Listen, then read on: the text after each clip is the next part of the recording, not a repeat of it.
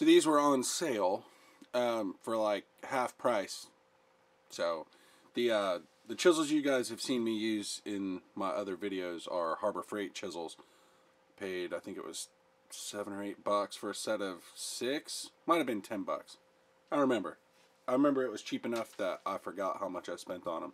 For those of you that don't know, most of you will, but for those of you that don't know, the reason why these things are so cheap is the time they spend on the handles and the time that they spend on polishing the fit and finish on the steel. So these are just rough ground. The backs are probably not flat. You can still see grinder marks on the bevels. They're basically, they get them out as quick as they can. They spend as little time on them as possible, and that's the only way they can sell these as cheap as they do. But the steel that's in these is just fine. I don't know what those letters mean, but the hardness of 59 to 63 is really not bad. There's a couple of things I'm going to do to these chisels. One will be necessary for, getting the most out of them, and the other thing I'm going to do to them will not be necessary. So that still has, and you can feel it, the grinder marks where they milled this to flat. There's also a coating on here, so I'm going to take some acetone to that, see if acetone will get it off. The only spots I'm worried about as far as grinder marks are the backs and the bevel. The rest of it, I could care less. So I'll be going through my really fast process of making these. I showed it in a previous video. Got way less flack from you guys than I thought I would, but I'll be going through that same process. And I'll show it again here just for kicks and giggles. Alright guys, so I have a ragged out 80 grit belt on here. This is really aggressive way to do this, so if you decide to go this route, be real careful. It's only going to take a couple of seconds on each one to knock those grind marks off. So I've got a bucket of water sitting back here, right there, for me to keep the steel cool. And just gotta be real gentle with it. Don't apply a bunch of pressure. Just be careful. But yeah, this is really aggressive. So yeah, I think I've said that enough.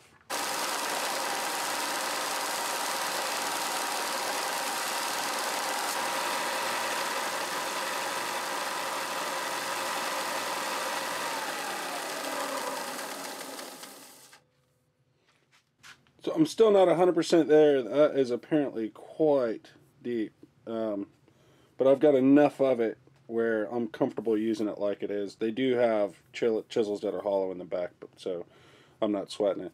One thing you do want to watch out for when you're doing this though is that corner, that bottom corner there has become pretty sharp. It's got a burr on it. So I'll take a file and just knock that corner off a little bit, just to get that burr off of there. Alright, so now I'm going to move on to the bevel here. And I'll just follow that same bevel angle. It's not uber important. So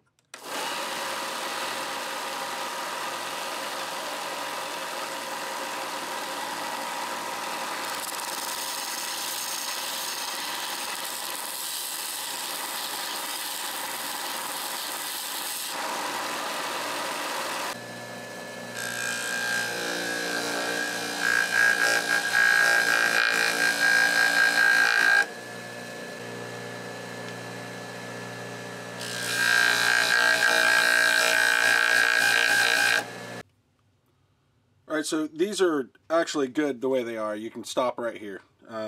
They do not have a mirror shine. I do not put mirror finishes on my chisels because I'm going to be beating on them anyway, so there's really no point. Just that edge is polished up, and you can see, maybe you can, the hair is popping off. So these things are plenty sharp. But what I'm going to do, I'm going to run these across this hand strap a couple of times. I don't think I really need to do this. I'm just doing it because. So anyway, it's cold in here, so this wax on this compound is completely set up. I'm going to hit it with the heat gun a little bit to soften it up. And then I'm just going to strop these a few times, not much, and then we'll move on to the unnecessary step.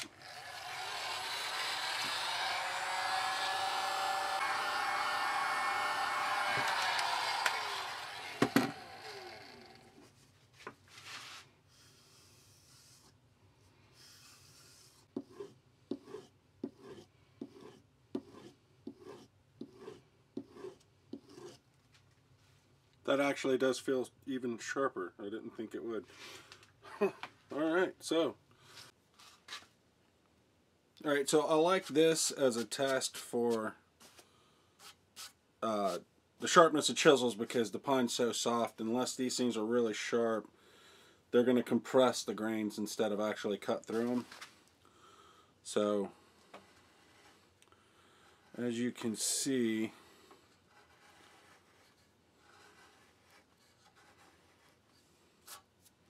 they're cutting through them.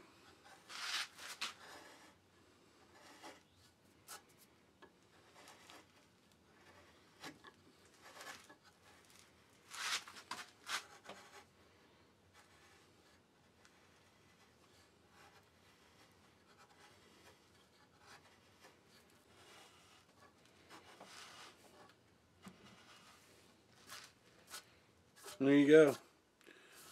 No compressed grain, nice smooth finish. It looks like it's been polished up.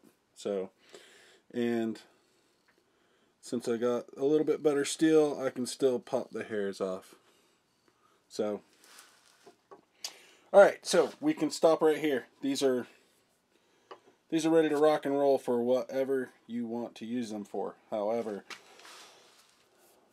I am a glutton for punishment, and anybody in the right mind would stop here, but since I'm not in my right mind, when I bought the chisels, I stopped by their little bin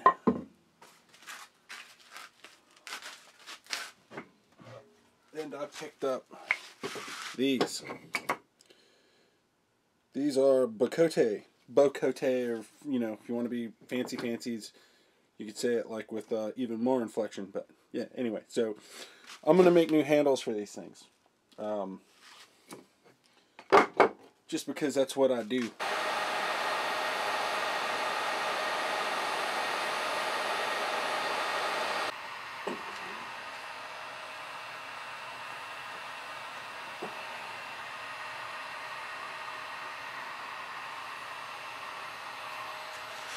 And I gotta tell you, it was almost like they were afraid that someone was going to want to take these handles off.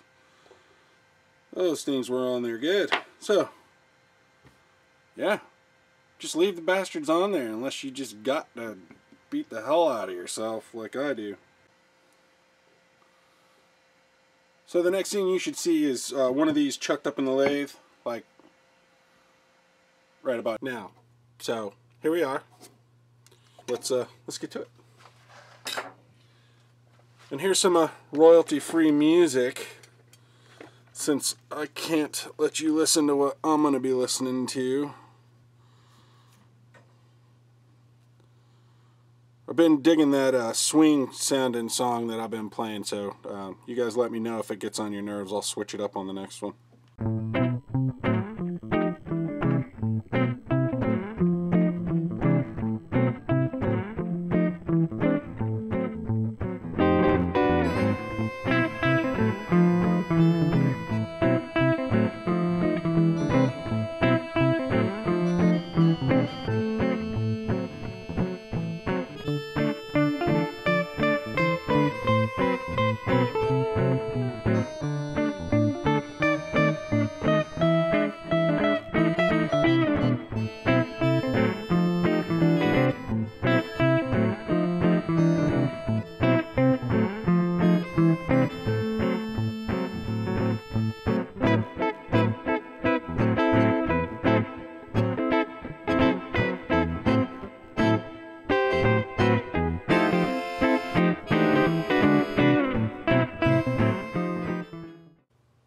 so I'm a little bit nervous about how thin this is down here, and I'm going to try to force the shank of this chisel in there. I'm worried about splitting this down here, so I've got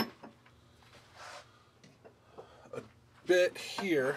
I'm going to relieve some, probably about a ½ inch in, so that by the time that shank actually starts to grab, we got quite a bit more meat there to support it.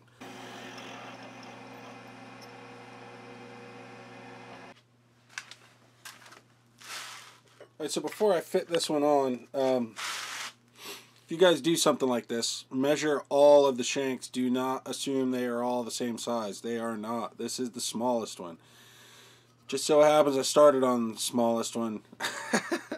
So if I had already done all the rest of the handles, I would have to go back and drill them out again. I think I'm going to try this without epoxy and see how it goes. And if down the road it works loose, we'll epoxy it back in. But we're just going to gently tap this puppy down and hope, upon hope, that we don't crack this thing. I'm a little bit worried about it, actually.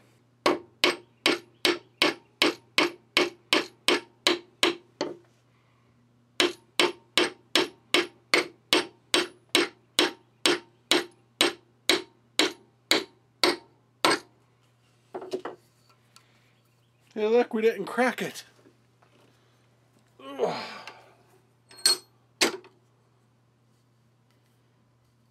Nope, no cracks. Alright. So I'm going to get the bandsaw back out and knock this thing off. Get the back end sanded up and waxed, and then we'll have a look at her.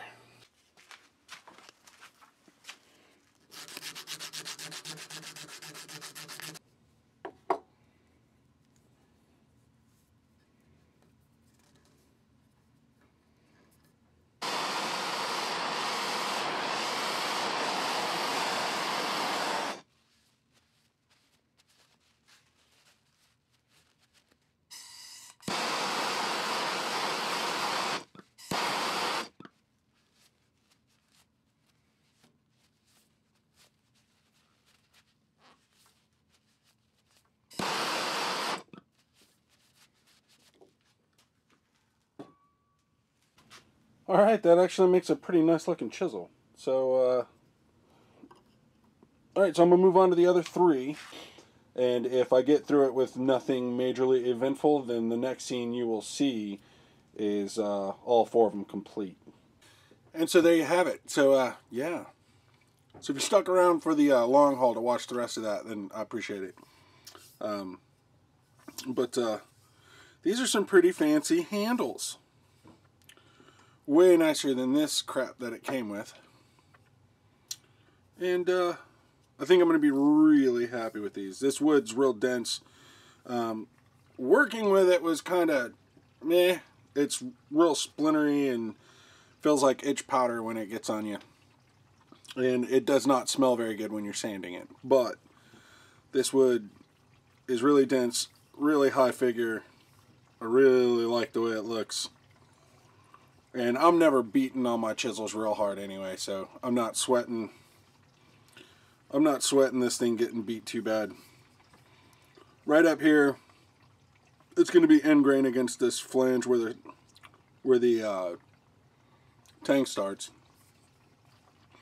And there's a gap, probably a 1/4 inch gap between the end of the tang and where the hole stops. So it's not going to be, we should be alright. We'll see. I mean, I can always make these again. So, anyway, that's the show for today, boys and girls. Thanks for watching, and I will see you guys on the next one. See ya.